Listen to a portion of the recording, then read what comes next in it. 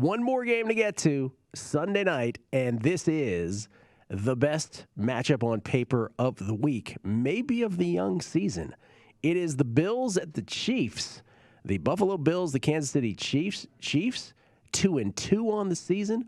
Buffalo 3-1. Buffalo really hasn't had a tough schedule. We talk about how the Broncos have had it easy. Well, the Bills haven't had it quite that easy, but they had it pretty easy, that's for sure, to get to their 3-1 record. That after losing their opener to the Steelers. Chiefs, it was 2.5. We're showing 3 now, consensus, in favor of the homestanding Kansas City Chiefs. Yeah, so it is a juiced 2.5 at DraftKings right now, and then there are 3s with either reduced juice or just even money right now. So we can, 56, 56.5, 57 even on the total is available out there. And so what we're kind of looking at with this one is, I'm looking at a team here. You mentioned, Gil. Yes, this defense for the Buffalo Bills has done what has been asked of it against the competition that it has been put up against. So I'm not going to sit here and poo-poo the fact that they have done, very, very well. That being said, we do have to look at the level of competition and then have to try to make some assessments for ourselves and all these things. So the Bills have faced Ben Roethlisberger, Jacoby Brissett, Taylor Heineke, and Davis Mills so far. Now, they've done very, very well against those quarterbacks. Those quarterbacks are ranked 30th, 20th, 26th, and dead last 32nd out of all the starters in the NFL. They've not faced a quarterback higher than ranked 20th. So they haven't faced an upper half quarterback in all the NFL so far. And they have there's something to be said. It's the same thing that we said for the Panthers, right? With the defense that was artificially kind of blown up a little bit because of the schedule that they faced. We said we were not taking anything away from them. Right. They can only play the people that they've been put against. Yeah, the Bills would counter by saying, hey, there's only been 4 games. We're 25% of making them those rankings, right?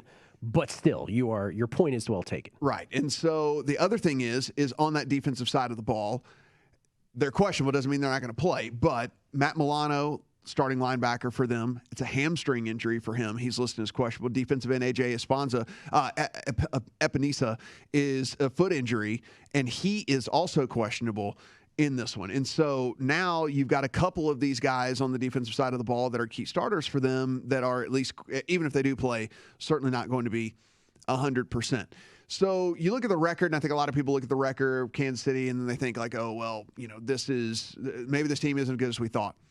It's been a murderer's row, and we pointed this out before the season started, where we said it might be a buy low thing on this Chiefs team because of this gauntlet that they have to run to start the season, and that has certainly played out here, and they played a very, very tough schedule. What that still has not done is taken away from what we thought was going to be one of the best offenses in all of the NFL, and it is definitely still one of the best offenses in all the NFL. Now, PFF has them second behind the Cowboys, but DVOA has them number 1. It has them the number 1 pass offense. It has them even, if you look, it even has them as one of the better rush offenses as well in the league, despite the fact they just don't run all that often. And then if you look also, the other stuff that we really say that start to matter, we're like, hey, learn these stats. These stats matter. Yards per play, they're number 1 overall in the NFL. Yards per pass, they're number 6 overall in the NFL. Early down success rate, they are number 2 overall in the NFL. Early down EPA, number 1 overall in the NFL. Points per play, number 1 overall in the NFL. Third down offense, number 1 overall in the NFL. And red zone offense, number 4 overall in the NFL. It is still a very, very elite team. And we talked about this even in those losses. A fumble doesn't happen. Patrick Mahomes doesn't do a very uncharacteristic interception. And we could very easily be talking about the 4-0 Chiefs here, and this line wouldn't even be anywhere close to where it is right now. It wouldn't even, this line would be over 4.5. The line would be 4.5 or 5. It'd be maybe sitting in one of those weird 5.5 territories that we're talking about. Certainly would be on the other side of 4. But instead, we're sitting, like we just said, we're still sitting at 2.5. in some of these places right now. I think a completely mismatched, completely offline here. And we know what the Bills are going to do, right, on a defensive side. We understand how they play defense. They invite you to run the ball. We're going to play back. We want everything to stay in front of us. So Tyreek Hill might have kind of a limited performance in this one. But you know who's going to go off? Travis Kelce is going to go off yet again. We saw this even in the playoffs last year, right? The Bills, hey, run on us. And while the Chiefs did run, what they also did was just kept hitting Travis Kelce over the middle for 15 yards at a pop every single time, you know? And so that's what they're going to do yet again. And maybe they'll figure out over the course of from last year to this year how they can figure out how to get, you know, just manufacture touches for Tyreek Hill, manufacture the ball into his hand. And as bad as this defense has played over the course of the opening 4 games of the season, guys, this Buffalo offense, if you look at the advanced metrics, and we talked about this through a couple of those wins that they had, that those scores and those numbers were a little bit misleading.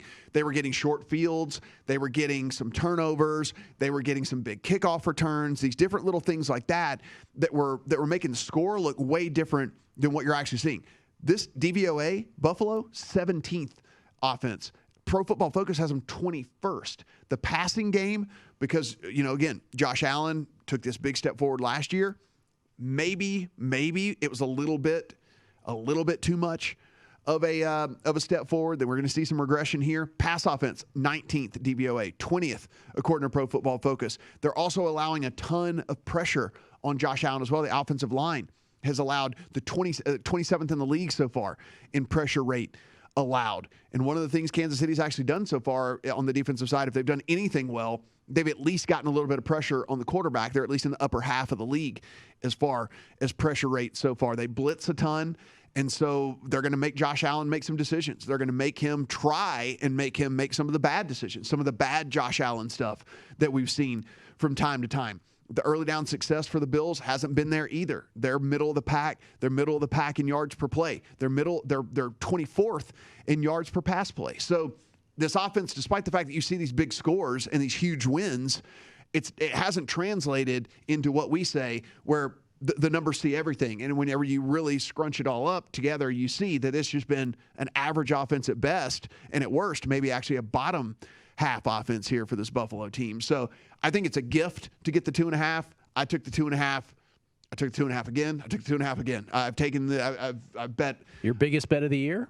This by far is my biggest liability of the year for sure. Is this Chiefs minus 2.5 in this game for sure. I think, listen, like I said, I think this line should be on the other side of 4. And I think that one win, even if they didn't win both of those games, even if they were 3-1 as opposed to 2-2, and we don't have these weird, memories or see that 2-2 next to them, I think that probably would be up to 4.5 or something like that. So I think the 2.5 is a gift under a field goal here. And let's again, home field advantage. I understand we're not like ranking that incredibly high, but it is still a road game for the Bills that's going to be in prime time, and still means something. It's still, even if it's not 3 points anymore or even 2 points anymore, maybe it's a point, and even so, getting the crowd on a third down, screaming, maybe you get a false start. There's different little things that can happen throughout the course of the game. I guessed 3 on guessing lines on Monday, which I do with Chrissy Andrews here, where I'm in a cocoon. I don't know the line. I thought it would be 3. 2.5 is a great line for you to have. And I'm glad you mentioned the part about Buffalo, too, because I think it's more common to say, hey, look, Kansas City, in many ways, couldn't have played worse. Only the Jets and Jaguars have more giveaways this year than the Chiefs, who have 7 giveaways.